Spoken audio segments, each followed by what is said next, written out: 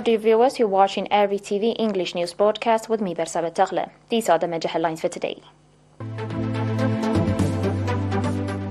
The National Association of Eritrean War Disabled Veterans in Sweden expressed readiness to support national projects. Training on administration conducted to members of police in the Amhara subzone. Malawi gets 2.9 million cholera vaccine as outbreak spreads. And US benefits $230 billion from crisis in Ukraine.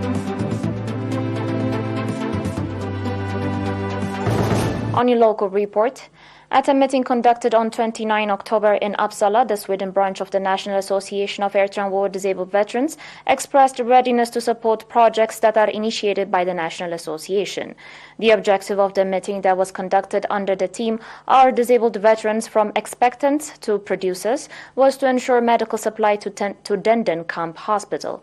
At a meeting, Mr. Takhasta Fissahaye, chairman of the association branch and member of the Central Committee of the National Association of Eritrean War Disabled Veterans, gave detailed explanation on the activities of the association branch in the past 28 years, as well as future programs for this year. Mr. Takhasta indicated that so far, 32 containers carrying various medical equipment, including medicines, sanitation materials, wheelchairs, beds, eyeglasses, and others, have been sent to Eritrea in support of war-disabled veterans. At the event, the Nationals contributed over 50,000 kroner in support of the National Association of the Eritrean War Disabled Veterans. The Training Center of Police and Security Force in Amhara provided training on administration to 38 members of the police.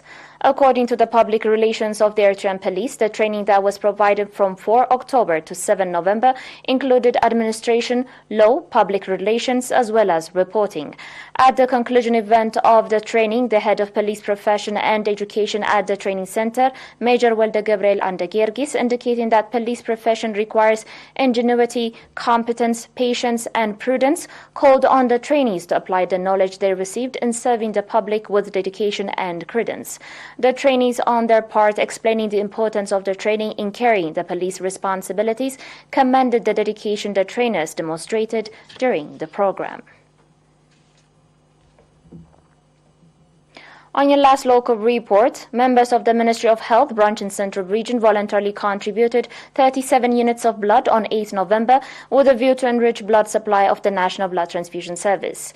Mr. Habta Gebre Meskel, Head of Information and Promotion at the Office Branch, and Mr. Suleiman Romodan, member of the Public Relation Office, said that the participants of the program were from several health facilities in Asmara, and previously they had been voluntarily contributing blood on individual level.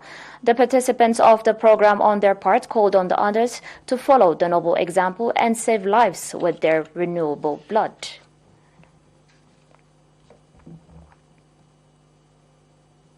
Coming up will be international news, dear viewers, after the short break.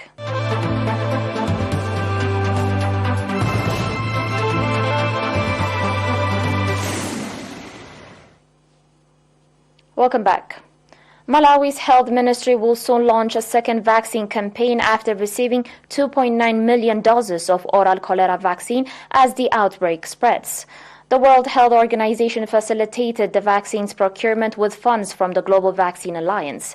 This comes as the outbreak spread to 27 of the Malawi's 29 districts, killing more than 200 people and infecting 6,868 others since March.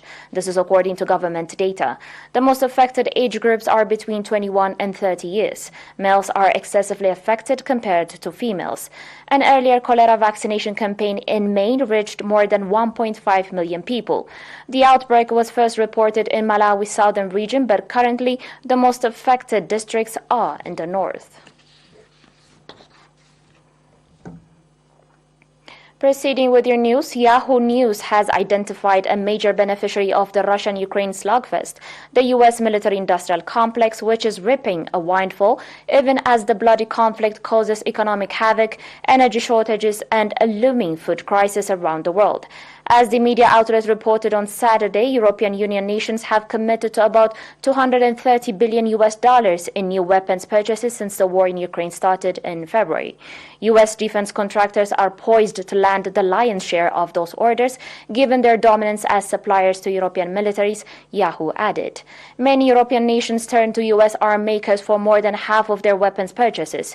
Yahoo cited data from the Stockholm International Peace Research Institute to show examples of U.S. dominance in the European arsenals. For instance, U.S.-made arms account for 95% of the weapons purchased by the Netherlands from 2017 to 2021. The ratios were 83% U.S. weaponry for Norway, 77% for the UK, and 72% for Italy. On today's last report, global warming is currently driving a huge increase in mega fires across the Arctic, a new report warned. The Siberian Arctic experienced an unusual number of fires throughout 2019 and 2020. In 2020 alone, fires destroyed an area almost as large as Belgium, with recent fire rates in the Siberian Arctic exceeding those of the past 4 decades.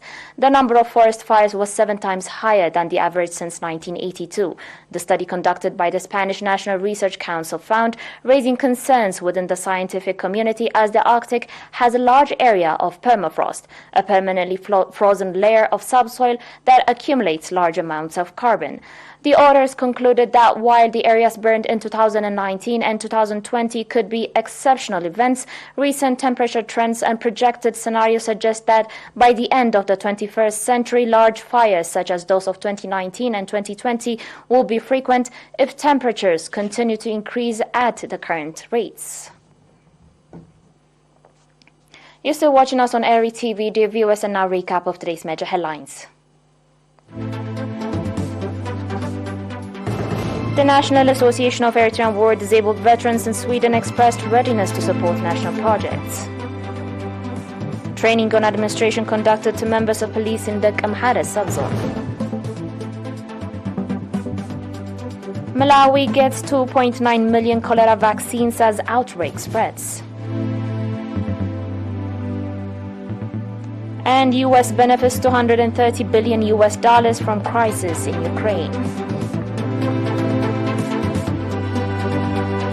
Dear viewers, that was it for today. Thanks for watching.